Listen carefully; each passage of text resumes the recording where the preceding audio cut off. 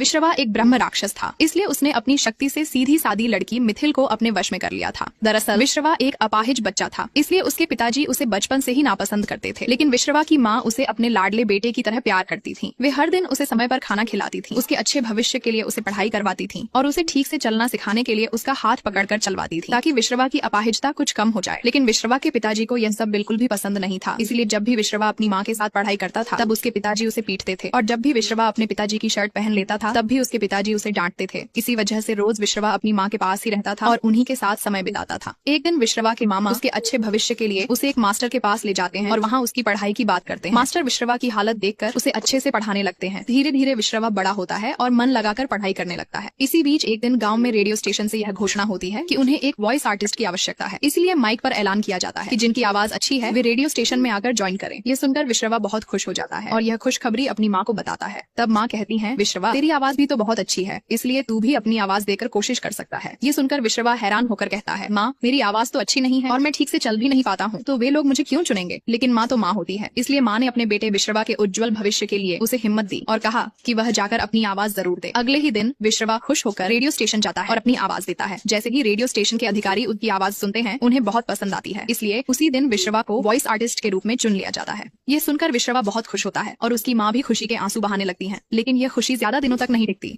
Next part के लिए like और कमेंट करें।